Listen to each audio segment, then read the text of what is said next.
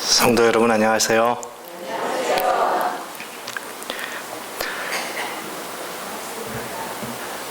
다들 조용조용 말하는 분위기라 크게 얘기할 수가 없어서 제 성격하고는 잘 안 맞지만 크게 얘기해도 되는 거죠?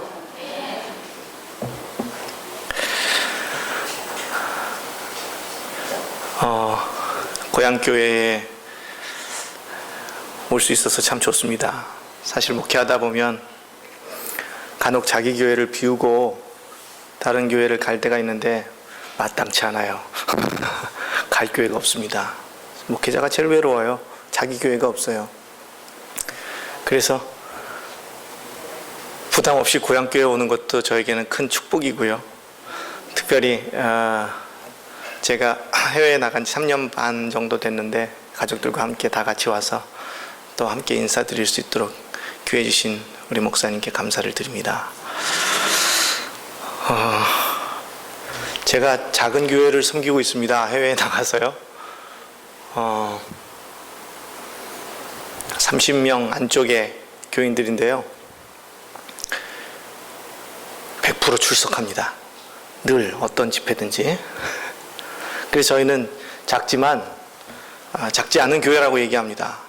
저희 교회보다 크게 목소리를 내는 찬양을 듣기가 다른 교회에서는 쉽지 않아요. 왜냐하면 저희 대부분은 다 전공생들이 있어서 엄청나게 큰 찬양을 들으실 수 있습니다. 웬만하면 제가 노래로 다른 교회에서 안 딸렸는데 이번에 가서는 제 목소리가 파묻혀요. 그래가지고 특창하라는 얘기를 거의 안 합니다. 저도 처음에 좀 하고 그 다음부터는 안 합니다. 참 좋은 교회를 하나님께서 주셔서 제게 많은 배움을 주고 또 작지만 작은 성도들과 함께 깊은 교제를 나눌 수 있는 기회를 허락해 주셨습니다. 제가 가기 전에 인사를 드리고 설교를 했던 것 같은데 이렇게 또 기회를 주셔서 참 사실 고향교회에서 설교한다는 건 참 부담입니다. 그러니까 지금부터는 그냥 우리 교회에 어렸을 때 있었던 어린아이 하나가 커서 목사가 되고 다시 인사로 왔다 이렇게 생각하시면 그냥 반갑게 들으시고 가실 거예요. 사실 근데 복음은 좋은 소식이죠? 무슨 소식입니까? 죽을 수밖에 없는 죄인이 살아난다는 소식이 아니겠습니까? 참 좋은 소식인데 우리가 알지 못하는 대가가 거기에 치러진 거잖아요. 그리고 복음은 내가 전적으로 수용하고 내가 그것을 받을 때만 내게 복음이 되지 그렇지 않으면 제게 복음이 안 돼요. 아무에게도 도움이 안 됩니다. 그래서 구원은 참 받기 쉬운데 그럼에도 불구하고 사람들이 마음속에 내가 오늘 은혜 받기로 결심하고 내가 변화되기로 결심하고 내가 부흥하기로 결심하지 않으면 그 참 부흥이 안 돼요. 그래서 아마 지금 이 순간부터 여러분들 마음속에 인간적인 모든 것들을 다 접고 오직 하나님의 말씀을 내가 받아 변화되리라. 혹은 내가 나이와 관계없이 심령의 부흥과 영적 부흥을 한번 맛보리라. 이렇게 결심하시는 분만 오늘 은혜가 됩니다. 그러면 성경 말씀을 좀 보죠. 요한복음 5장 1절부터 있는 말씀.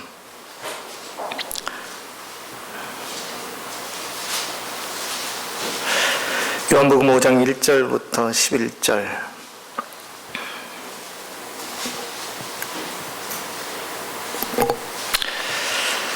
제가 좀 읽겠습니다. 찾으셨습니까?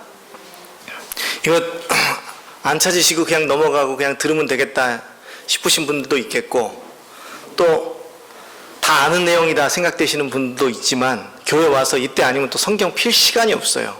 사실 우리 교인들은 교회 와서 성경 제일 많이 안 보고 교회 와서 제일 기도하기 힘들어요. 개인적으로 정말 기도할 시간이 없어요, 우리 교회 예배 구조상.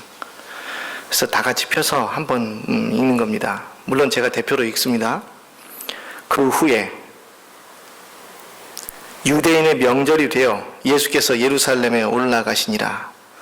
예루살렘에 있는 양문 곁에 히브리 말로 베데스다라 하는 못이 있는데, 거기에 행각이 5이 있고 그 안에 많은 병자, 맹인, 다리 저는 사람, 혈기 마른 사람들이 누워 물의 움직임을 기다리니, 이는 천사가 가끔 못에 내려와 물을 움직이게 하는데, 움직인 후에 먼저 들어가는 자는 어떤 병에 걸렸든지 낫게 되밀어라. 거기 38배 된 병자가 있더라. 예수께서 그 누우신 것을 보시고 병이 벌써 오래된 줄 아시고 이르시되, 내가 낫고자 하느냐. 병자가 대답하되, 주여, 물이 움직일 때에 나를 못에 넣어주는 사람이 없어 내가 가는 동안에 다른 사람이 먼저 내려가나이다. 예수께서 이르시되, 일어나라, 내 자리를 들고 걸어가라 하시니, 그 사람이 곧 나아서 자리를 들고 걸어가니라. 여기까지 읽죠.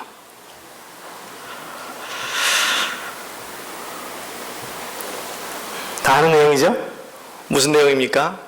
베데스다 연못에 38년 된 중풍병자가 예수님을 만나고 고침을 받은 이야기. 아마 교회 좀 다니시는 분들은 여러 번 들었을 겁니다. 아마 저는 여러분들처럼 성경을 읽는데, 오랫동안 성경을 읽어왔고 또 읽어야 되겠지만, 읽을 때마다 이해가 되지 않는 구절들이 참 많아요. 여러분들 그러실 겁니다. 그죠? 많이 안다고 해서 다 이해하지는 못해요. 특별히 이 성경 구절을 읽을 때마다 참 오랫동안 이해 안 가는 구절 가운데 하나입니다. 답답해요. 그리고 성경이 우리에게 주는 정보의 양도 그리 많지도 않습니다. 그 사람의 느낌, 그 사람의 생각, 그 사람이 어떤 가정에서 태어났고 어떤 과정을 거쳐서 38년 동안 거기에 누울 수밖에 없었는지에 대한 정보는 우리가 대단히 제약이 많아요. 이 병자는 아무런 믿음이 없는 사람 같아요. 이 병자가 믿음이 있습니까, 없습니까? 38년 된 이 병자가 믿음이 있어요, 없어요?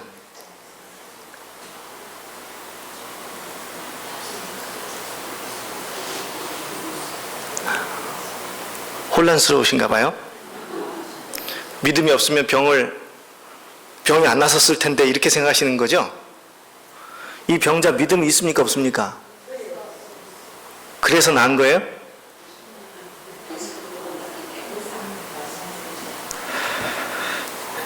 저는 이 사람을 여러 번 살펴봤는데 이 사람의 믿음이 대체 뭔가 고민이 참 많았어요. 대체 이 사람의 어떤 점이 예수 그리스도의 명령을 듣고 일어나서 나음을 입게 했는가?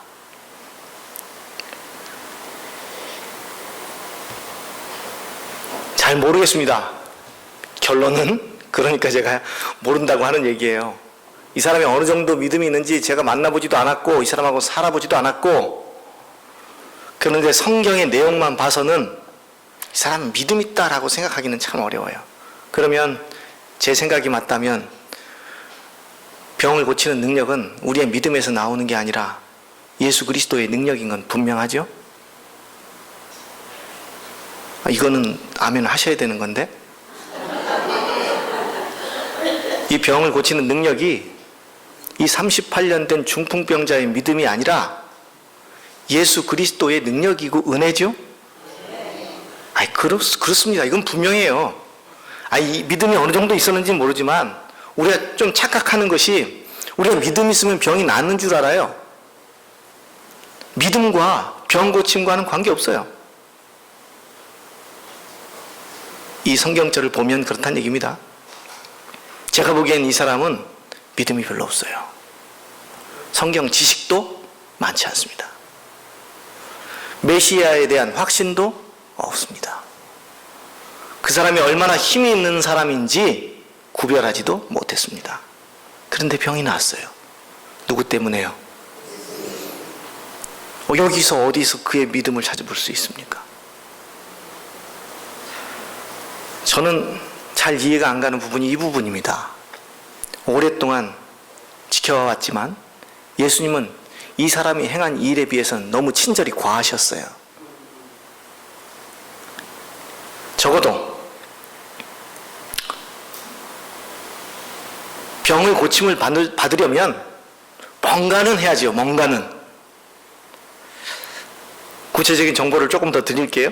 우리 다 아는 내용이지만 예수님은 지금 예루살렘 성전의 북쪽 큰 연못 근처에 있는데요.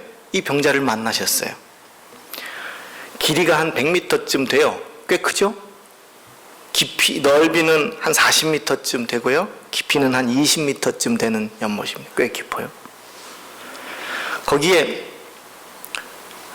커다란 막 그 기둥, 주랑들이 있고요. 그 다음에 5개의 입구가 있는 꽤 부와 번영의 상징인 그런 곳입니다. 그런데 그 연못의 이름이 베데스다이고요. 근데 어느 날부터 이곳 베데스다 연못, 부와 그 권력의 상징이고 또 그렇게 좀 화려한 그런 연못에 사람들이 모이기 시작했어요. 언제부터인지는 모르지만. 무엇 때문에요? 전설. 무엇 때문이라고요? 소문. 어떤 소문입니까? 천사가 내려온다는 거예요. 어디에? 이 베데스다 연못에. 그래서 사람들은 이 베데스다 연못에 천사가 내려온 것을 눈으로 본 것이 아니라 물의 움직임으로 천사가 다녀갔다는 것을 알게 됐어요. 어떤 주석에 보면 거품이 났다고도 하고 물이 움직였다고도 합니다. 뭔지 모르지만 거품이 났을 수도 있고요. 뽀글뽀글 올라왔을 수도 있고 아니면 그것 때문에 물이 이렇게 움직였을 수도 있어요. 그런데 그때 제일 먼저 이 베데스다라고 하는 연못에 빠져들면 어떠한 병이든지 다 낫는다. 참 힘든 거는 아무나 다 빠지면 한 10명쯤은 해줘야 되는데 몇 명만 해요? 첫 번째 사람. 그래서 사람들은 여기서 병을 낫는다고 생각해서 이 연못 이름을 베데스다라고 했는데 이 베데스다라고 하는 뜻이 자비의 집이에요. 근데 제가 아무리 생각해봐도 이건 너무 무자비해. 자비가 없어요. 자비라고 하면 줄을 세우면 안 되잖아요. 거기에 얼마나 많은 환자들이 있었는지 몰라요. 그런데 하여튼 지금보다도 의술이 확실히 떨어졌을 때니까 어디 갈 곳이 없는 불치병에 걸린 사람들부터 시작해서 무좀에 걸린 사람까지 다 모였겠죠. 누가 빨라요? 무좀 걸린 사람이 빨라요? 중풍병자가 빨라요? 그러니까요, 그 사람들은 고침을 받아요. 정작 그곳에 와서 고칠 수밖에 없는 정말 불쌍한 사람들. 그런 사람들은 그곳에 혜택을 볼 수가 없어요. 얼마에 한 번씩 물이 동하는지는 잘 모르겠어요. 그것도 자주 있었으면 좋겠는데, 뭐 한 10년에 한 번, 20년에 한 번 이러면 정말 죽을 맛 아닙니까? 아마 그 정도는 아니겠죠. 그럼에도 불구하고 너무나 안타까운 것은 은혜는 필요한 사람이 받아야 하는데 덜 필요한 사람이 받아요. 그러니까 여기는 자비의 집이 아니라 좌절의 집인 것 같아요. 너무너무 힘든 사람들이 많이 모여 있어요. 그것을 누가 오셨다고요? 예수님이요. 왜 오셨는지도 모르겠어요. 아마 제자들도 달고 오지 않은 것 같아요. 그것도 안식일에. 그리고 거기에서 제일 오래됐는지 제일 아픈 사람이었는지는 모르지만 한 사람을 만나는데요. 그게 하필이면 또 38년 동안 거기 누워있던 사람이에요. 무슨 병이요? 중풍병이요. 중풍이면 잘 못 움직이는 거죠. 그래서 이 사람은 38년 된 중풍병자예요. 가만히 상상해 보니까 이 사람 몇 살쯤 됐을까? 이 사람 몇 살 됐을까요? 중풍병에 걸린 지 아마 여기에 누워 있은 지 38년이 됐는지는 모르겠지만 중풍병에 걸린 지는 38년 된 것 같아요. 중풍병이 애들이 오는 병입니까? 어른이 오는 병입니까? 아무리 일찍 왔다 가족력이 있어가지고 그래서 18살에 중풍에 걸렸다 칩시다. 그래도 56. 그렇죠?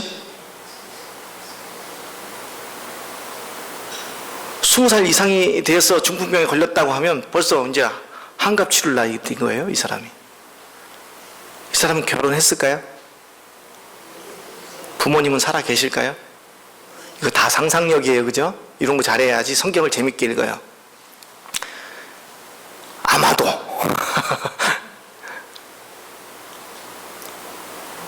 부모가 없었을 것 같아요. 아마도 그의 형제는 그를 돕다 지쳐서 버렸을 것 같습니다. 아마도 그는 가지고 있던 물려받은 재산은 다 병 고치는 데 썼을 확률이 높습니다. 이 사람은 사실 버려진 거나 짐이 없어요. 그래서 이 사람에게 정말 도움이 되는 것은 병을 고치는 건데 그건 포기한 지 오래된 것 같아요. 그냥 지나가다가 뭘 주면 좋게요? 그냥 밥이나 주고 가고 돈이나 몇 푼 집어주면 족한 사람이에요. 근데 거기서 예수님이 나타났습니다.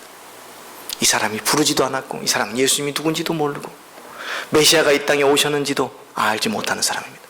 아마 소문도 듣지 못했던 것 같아요. 그런데 느닷없이 무지한, 아니 예수 그리스도에 대해서 아무런 정보가 없고 기대도 하지 않았던 이 사람이 어떤 사람, 우리가 얘기하는 예수님이 갑자기 나타나시더니 뭐라고 얘기하면 다짜고짜 내가 낫고자 하느냐, 이거 말이라고 해요. 너무나 당연한 말, 내가 낫고자 하느냐. 뭐라 그랬습니까? 대답이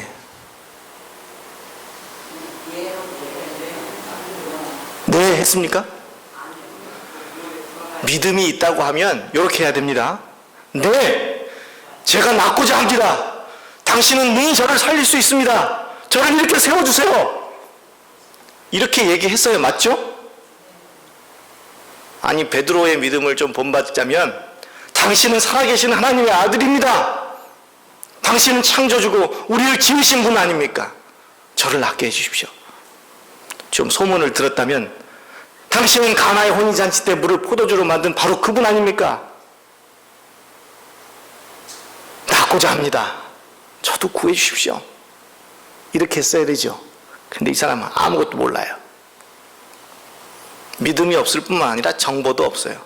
사실 이 사람은 자기가 구원받기 전에 그분이 예수라는 사실, 하나님의 아들이라고 하는 사실을, 천지와 만물을 창조하시고 다시 지으실 수도 있는, 아니 그냥 그의 입김과 말씀으로 모든 것을 이루실 수 있는 분이라고 하는 사실을 인지하지 못했습니다. 그게 희한한 거예요.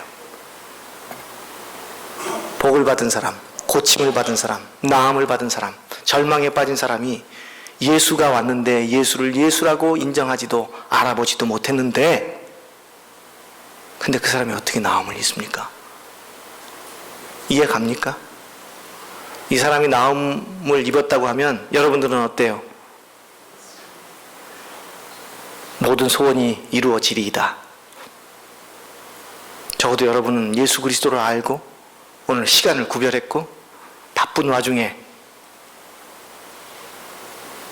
이곳에 왔습니다. 적어도 이 사람보다는 여러분들의 믿음이 출중합니다.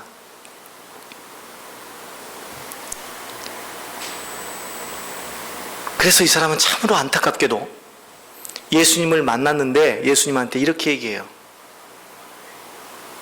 내가 38년 된 병자인데 물이 동하면 저기 들어가고 싶은데 들어갈 수가 없다고.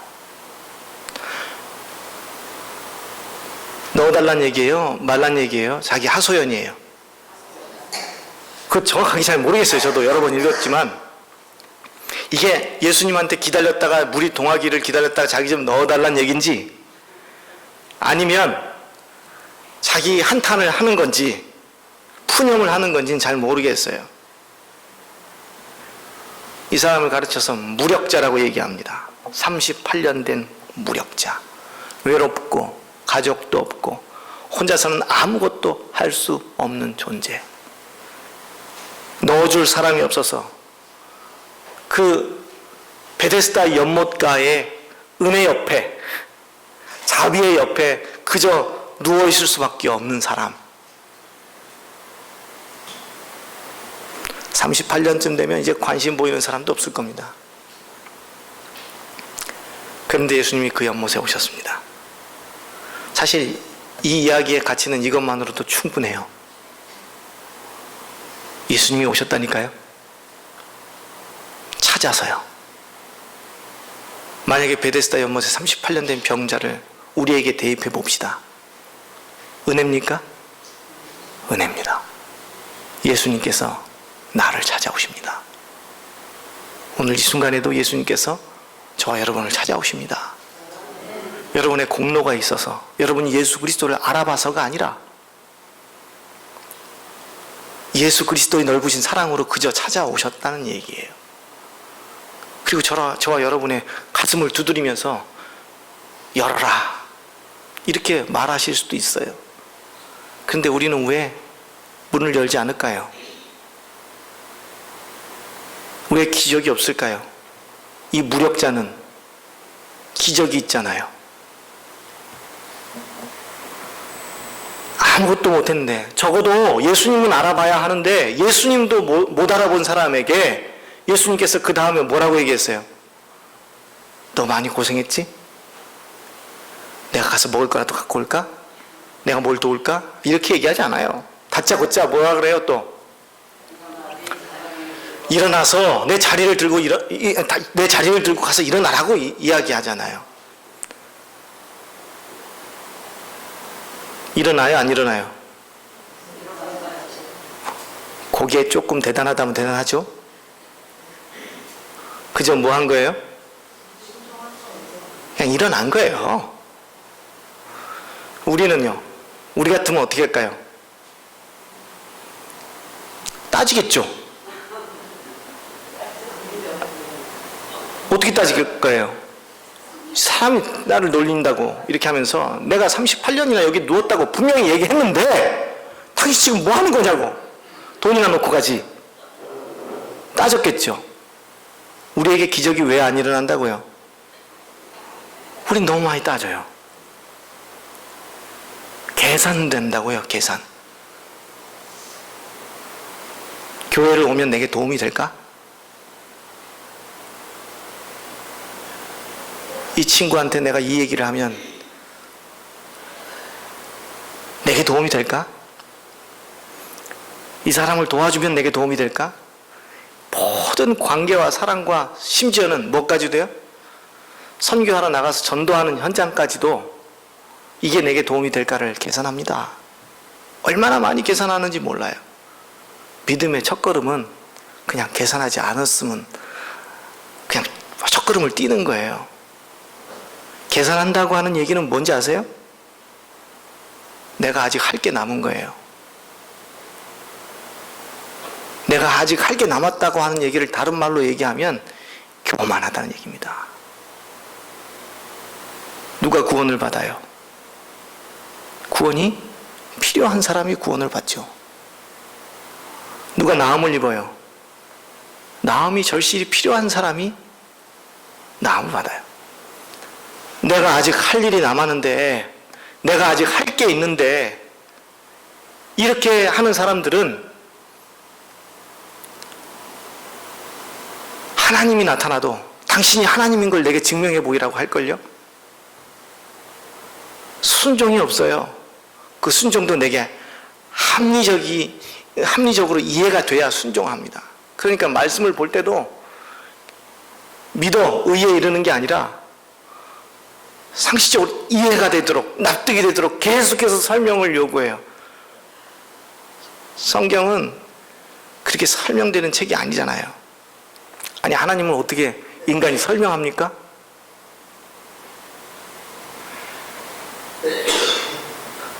그럼에도 불구하고 성경은 우리에게 구원에 관련된 여러 가지의 것들을 이야기하면서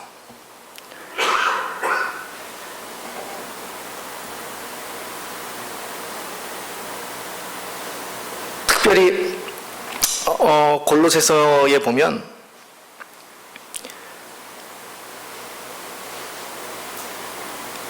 또 범죄와 육체의 무할례로 죽었던 너희를 하나님이 그리스도와 함께 살리시고 우리의 모든 죄를 사하시고 우리를 거스르시고 불리하게 하는 법조문으로 쓴 증서를 지우시고 지하여 버리사 십자가에 못 박으시고 통치자들과 권세들과 무력화하여 드러내어 구경거리로 삼으시고 십자가로 그들을 이기셨느니라. 이렇게 얘기합니다. 이 얘기가 무슨 얘기인지 되게 어렵게 써놔서 잘 모르긴 하는데, 하나님께서는 쉽게 얘기하면 이렇게 믿음이 뭔가를 행함으로, 뭔가를 함으로 내게 구원에까지 이르게 하는 모든 사람들을 무력화시키시고 구경거리로 삼으시고 십자가를 드러내셔서 그 모든 것들을 이기신다고 했거든요. 그러니까 우리에게 이르러오는 구원은 예수 그리스도의 십자가의 능력이죠. 우리가 뭔가를 행할 수 없는 것이죠. 그럼에도 불구하고 우리는 여전히 모르는 것 한 가지가 있습니다. 그게 뭐예요? 내가 무력자라고 하는 깨달음이 없어요. 내가 절대적으로 아무것도 할 수 없는 사람이다라고 하는 갈급함이 없어요.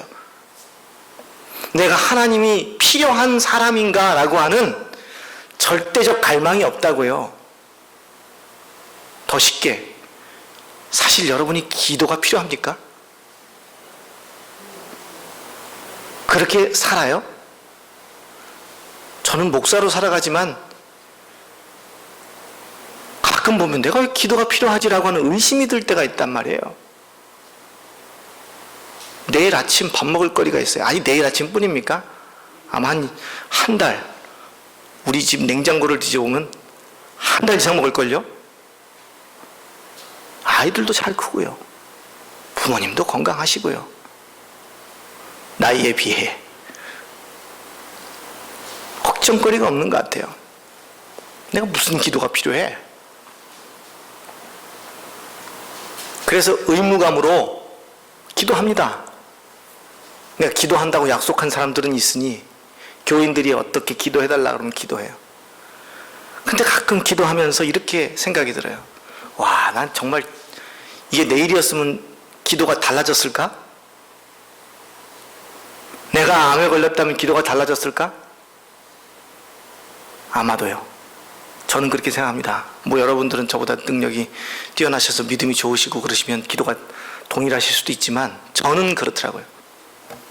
내 삶에 이르러 오는 하나님의 필요, 내 삶에서 정말 하나님이 절박하게 나를 구원하시는 것이 내게 필요한가? 하나님의 도우심이 정말 필요한 삶을 살기는 사는가?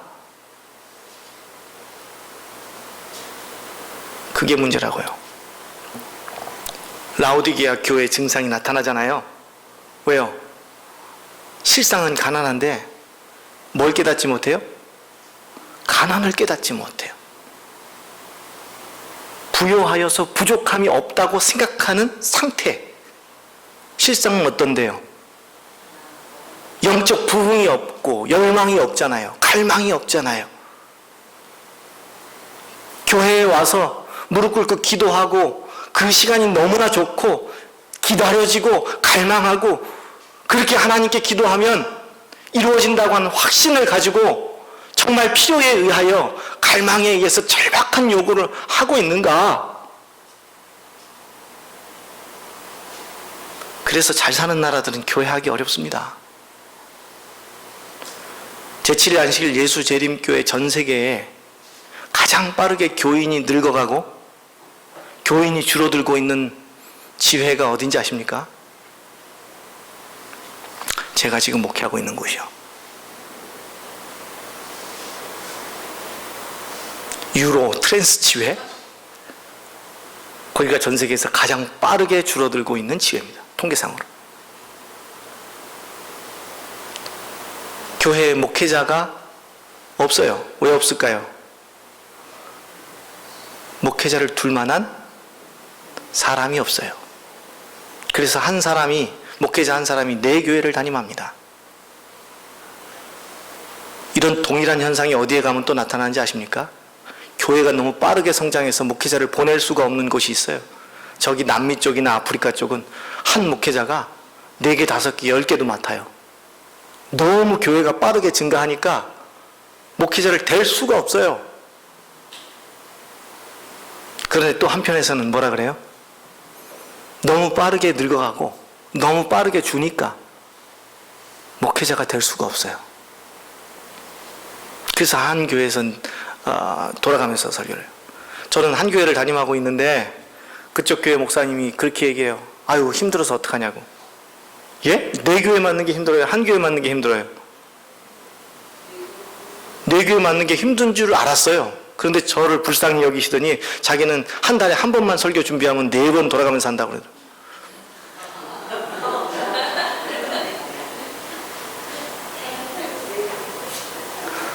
저희가 교회가 없어서 현지 우리 교회에 안식일날 오전에 예배를 드리고 나면 저희가 갑니다. 교회 건강지수, 예배가 끝나고 교인들이 집에를 안 가. 그러면 건강한 교회예요. 건강하지 않은 교회는 어떻게 해요?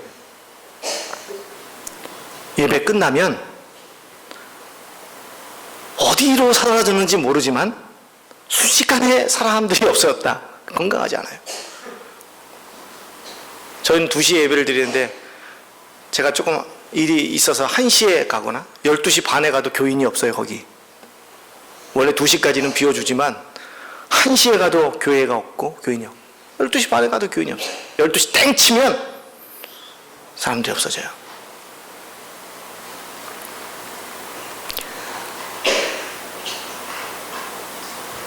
우리가 38년 된 병자에게 배울 수 있는 것 딱 한 가지예요.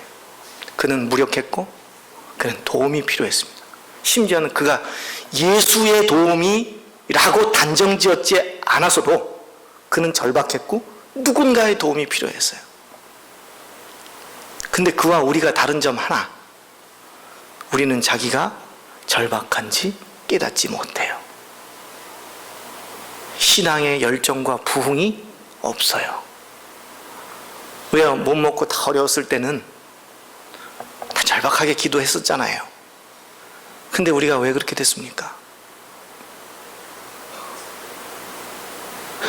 깨닫지 못한 것입니다. 실상은 어떤데요? 여러분 정말 기도가 필요하잖아요. 저도 실상은 어때요? 기도가 필요하잖아요. 그럼에도 불구하고 우리는 그것을 잘 깨닫지 못해요. 더 감사한 것은 이러한 무력자, 아무것도 할 수 없는 사람에게 예수님께서 다가오신 거잖아요. 그리고 성경을 쭉 보니까 성경이 하나님은 늘 그런 식으로 다가오셔요.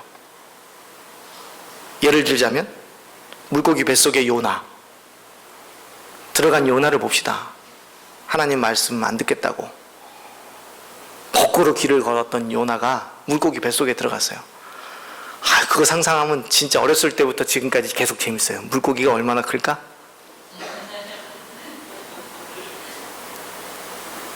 그리고 요나가 다 성인인데 거기에 들어가가지고 이렇게 앉을 수 있었을까? 아니면 쭈그러져 있을까? 어쨌든 분명한 거는 뭐 이렇게 움직임이 자유롭지 않았을 거예요. 계속 위장이 움직였을 테니까. 그리고 아주 칠흑 같은 어둠이 있었겠죠. 뭐 가끔 미역줄거리도 들어오고 막 그랬을 거 아닙니까? 그죠? 그런 절박한 상황에서 그가 할 수 있는 일이 뭐죠?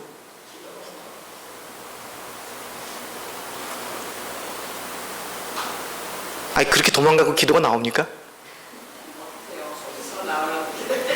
그렇죠. 염치도 없는데 기도가 나올 수밖에 없는 상황. 그런 상황이 그가 무릎을 제대로 꿇었을까요? 안 꿇었을까요? 무릎이 꿇어져야 꿇죠. 뭐 제 생각에는 그렇게 넓은 공간은 아니었던 것 같은데. 애들 어린이 동화책에 보니까 피노키오가 그런 일을 했더라고요. 거기 보니까 어떻게 나왔는가 하니 초를 이렇게 켜가지고 거기다 이렇게 켜가지고 할아버지랑 자기랑 이렇게 있다가 막 연기가 나니까 고래가 재채기를 해가지고 튀어나오더라고요. 그건 동화고요. 이게 진짜 실제 상황이라면 이건 정말 캄캄한 어둠, 죽은 거예요. 이제 점점 소화액이 나오고 나는 죽는구나 라고 생각을 했겠죠. 그리고 절박함에 기도했을 겁니다. 그때 하나님이 다가오시잖아요. 어떻게 다가오십니까? 기이하신 일이죠. 나올 수 있는 방법은 두 가지가 있습니다. 앞으로 나오든지 뒤로 나오든지. 근데 하나님께서는 뒤로 나오는 방법을 선택하지 않으시고, 그건 너무 자연스러운 결말이에요. 앞으로 나오게 기적을 일으키십니다. 그것도 바다 한가운데서 그냥 헛구역질을 하다가 나왔으면 아마 나와도 죽어요. 그러나 그 큰 물고기가 물가로 나와서 요나를 토해내죠. 요나가 한 일이 뭐죠? 그때까지도 요나는 별로 한 일이 없습니다. 요나의 기도가 했습니까? 우리가 그렇다고 믿어요. 그러나 그거 아닙니다. 요나를 나오게 한 건 그의 기도가 아니라 하나님의 은혜예요. 절박함에 응답하시는 분, 우리의 상태와 우리가 무엇을 했는가, 얼마나 아는가를 가리지 않고 절박함에 그저 다가오셔서 응답하시는 바로 그분이 도우신 거예요. 여러분과 저의 행실만 놓고 본다면 아마 이 교회에 하나님 오시기 쉽지 않습니다. 저에게 하나님이 오시기가 쉽지 않아요. 그러나 우리가 절박함으로 무력함을 인정하고 하나님 저를 도우십시오 라고 기도할 때, 그것도 행위도 아니죠. 그냥 절박함을 호소할 때, 심지어는 38년 된 중풍병자처럼 그분이 오셨는데도 그분이 예수님인지 아닌지 구분도 못한 그 사람에게까지도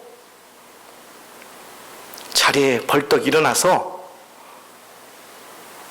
걸을 수 있는 능력과 힘을 주신 거란 말입니다. 저는 이게 은혜라고 생각합니다. 은혜는 받을 만한 자격이 있는 사람에게 주는 게 아니에요.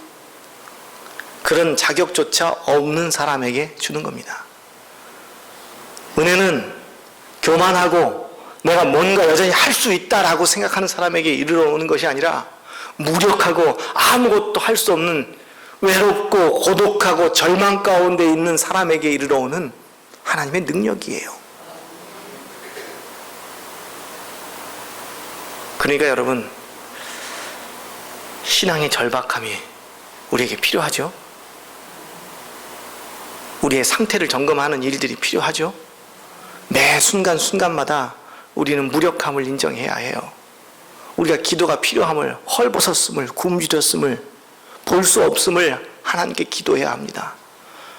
만약 내가 느낀다면, 우리의 상태를 조금이라도 본다면 우리는 무릎 꿇지 않을 수 없어요. 아니, 혹시 무릎이라도 못 꿇는 상황이라면 기도하지 않을 수 없을 겁니다. 문제는 무력함을 아는 거예요. 아마 그것이 믿음이라면 믿음이겠죠. 이 38년 된 병자가 우리보다 나은 한 가지. 뭐라고요? 이렇게 얘기했어요. 나는 여기 38년 동안 중풍병자로 누워있는데 아무도 나를 저기에 넣어줄 사람이 없다. 나는 혼자서 그것으로 제일 먼저 도달할 능력이 없다. 이렇게 고백한 바로 그 무능력이 그를 낫게 했다는 겁니다. 오늘 저녁에 돌아가셔서 한번 생각해 보세요. 나는 정말 하나님이 필요한 사람인가? 내가 정말 부흥이 이르러 오는가? 아니, 부흥이 필요하긴 한가? 목회를 하면서 느낀 것, 복음 설교는 좀 아프게 해도 되죠? 교인들 되게 이기적이에요. 목회하다 보면 그런 거 되게 많이 느낍니다. 교회 부흥을 얘기하고 선교가 안 된다고 얘기하면서 자기한테 조금만 무관심하는 것은 견딜 수 없어 해요. 목사님이 구도자의 신경 쓸 여력을 안 줘요. 목사님이 말씀이 준비되어야 하는데 준비할 시간을 주지 않아요. 불편해요. 저는 설교 준비하는 게 되게 불편해요. 가만히 책상머리 앞에서 앉아있으면 아무것도 안 하는 것 같은 느낌이 들 때가 있어요. 책을 읽어야 하는데 책 읽을 시간이 불안할 때가 있어요. 왜요? 교인들하고 있으면 그래도 편해요. 일하는 것 같고. 조금만 관심이 돌려지면 그 못 견뎌야 합니다. 99마리를 들에 두고 잃어버린 한 마리를 찾아서 떠나는 것이 목자의 정신인데 그 목자의 정신은 교회 안에서 이루어지기가 매우 어렵단 말이에요. 그래서 다 목사님 뭐 모르는 거 있으면 목사님, 네이버에 보면 다 나옵니다. 그 거의 대부분 목사님한테 물을 것도 없어요. 뭐 조금 있으면 다 하는데 조금이라도 관심이 없으면 다 싫다 해요. 다 싫답니다. 되게 이기적이에요. 그런데도 불구하고 교회가 부흥되어야 한다고 믿고 그 부흥의 본질은 자리가 차는 것이라고 생각을 해요. 그건 부흥의 본질은 아니죠. 부흥의 결과일 수는 있어요. 그죠? 부흥의 본질은 뭡니까? 자리가 차는 것은 부흥이 됐다고 하는 결과일 뿐이잖아요. 그죠? 여기에 한 자리도 안 남고 다 찼다 그러면 이 교회는 부흥한 겁니다. 뭘로 알 수 있어요? 부흥의 결과를 알 수 있죠. 근데 그것 자체가 부흥은 아니에요. 부흥은 어떻게 이루어지죠? 내게 하나님께서 다가오실 때, 내가 변화될 때 이르러 오는 거잖아요. 그죠? 이 부흥은 자신의 무력함을 알고 내가 교회에 와서 내가 무릎을 꿇고 하나님을 만나는 순간 누구든 부흥이 됩니다. 그게 다리가 부러졌든 중풍병자든 아니 문둥병자든 심지어는 성경에 보면 죽어있는 사람도 예수님께서 다가가시면 살아나잖아요. 나음을 입잖아요. 깨끗함을 입잖아요. 그게 뭐라고요? 부흥일 텐데 개인적으로 그러한 부흥들이 모이면 결과적으로 어떻게 돼요? 교회가 차겠죠. 우리는 뭐에 실패한 겁니까? 교회 와서 하나님 만나기가 어려운 것에 실패한 겁니다. 그런 분위기를 만들어야 돼요. 기도하는 게 상식이 되고 기도에 응답받은 고백이 가장 듣기 좋은 소리가 되어야 해요. 교회에 오면 뭐 자랑합니까?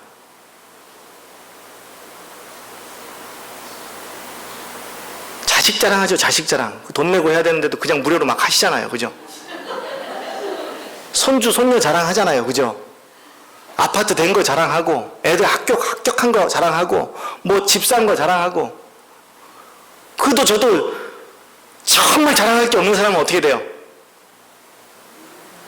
저쪽 가서 앉아 있어야죠, 뭐 그냥. 근데 정말 그 사람이 무력자고요. 그분이 예수님께서 다가가시는 분이잖아요. 사실 다른 사람들은 세상이 주는 이기, 세상이 주는 유익을 조금 맛본 것 때문에 뭘 못 봐요? 하나님께서 주시는 은혜의 참 기쁨을 맛보질 못해요. 내게 이르러 오는 것이 이게 세상에 속한 것인지 하나님에게 속한 것이 내게 오는 것인지도 구별하지 못해요. 그러니까 그것 조금 맛보고 난 다음에 뭐라 그래요? 나는 부족한 것이 없다 그러고 저처럼 교만하여서 기도가 필요 없다고 하고, 그러니 어떻게 하나님을 만나고 내가 변화되고 내게 부흥이 이르러 오겠습니까? 말도 안 되죠. 어렵다니까요. 무력함을 아셔야 돼요. 무력함이 믿음이에요. 그것을 인지할 때 드디어 예수님께서 다가오십니다. 절박함 속에서, 외로운 고독 속에서 있을 때 예수님께서 다가오셔요. 그때 음성을 들어요. 혹 우리가 완벽하지 못하여 그분이 예수님인 줄 모를지라도 우리는 말씀에 순종하게 돼 있다니까요. 그렇게 되면요, 나도 모르는 믿음이 내게 생겨요. 주시는 거예요. 상상치도 못한 일이 생겨요. 뭐예요? 중풍병자가 38년 동안 일어나지도 못하고 있다가 갑자기 자리를 들고 벌떡 일어나요. 용기가 있는 사람, 결단이 있는 사람이 되잖아요. 그게 부흥이죠. 그보다 더 큰 부흥이 어디 있습니까? 그 사람에게 있어서. 그러니까요, 교회는 하나님이 필요한 사람들이 모이는 곳이에요. 그런 사람들이 모여서 자신의 필요를 채우신 하나님께 찬양하는 곳입니다. 그런 사람들이 모여서 부족한 기도를 보충해 주는 곳이에요. 기도하는 것이 더 이상 창피하지 않아요. 찬양하는 것이 더 이상 부끄럽지 않아요. 목소리 크게 내는 것이 부끄럽지 않아요. 왜? 나를 부흥시키신 분을 찬양하는 거니까요. 내 목소리에 뭐 아름다움과 뭐 박자, 음정 이런 게 뭐가 중요하겠습니까? 그분을 찬양하는 일인데.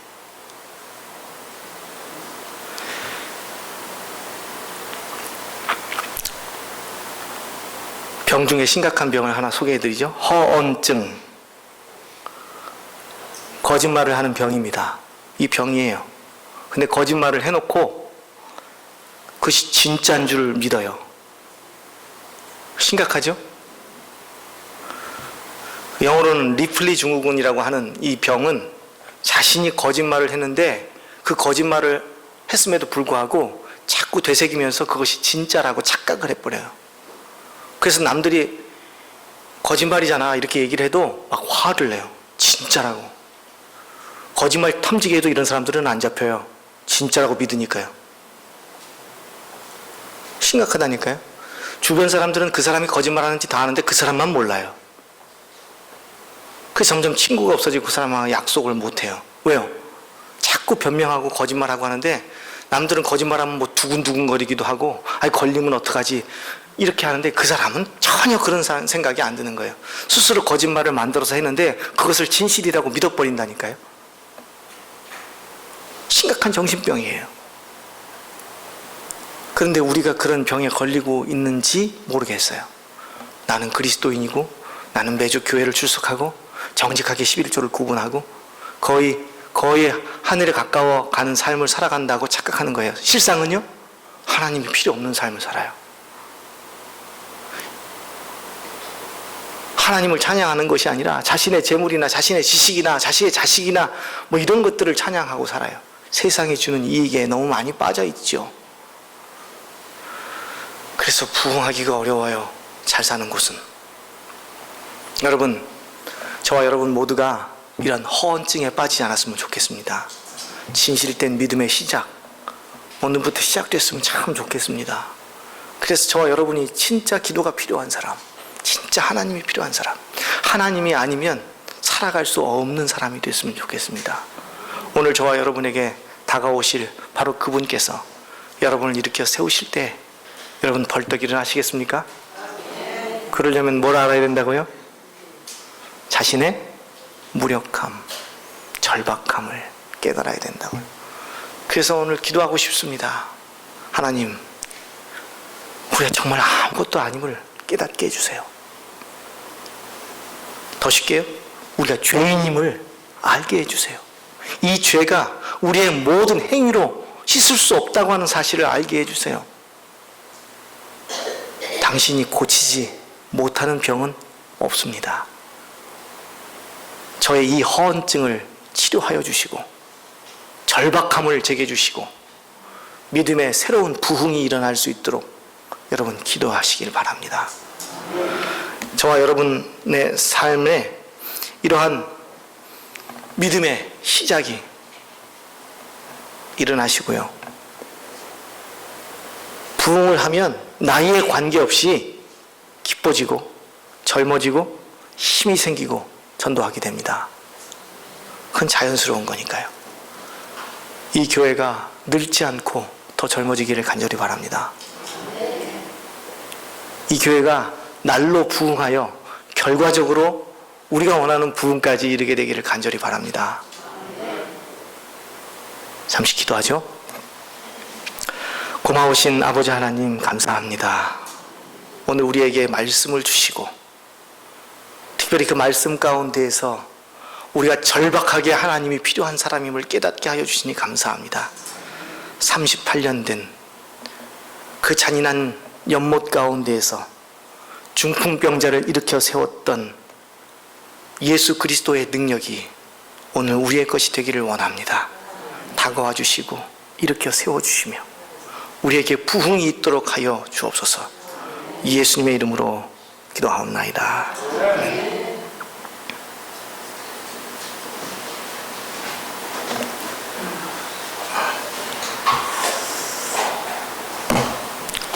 마치죠? 고맙습니다.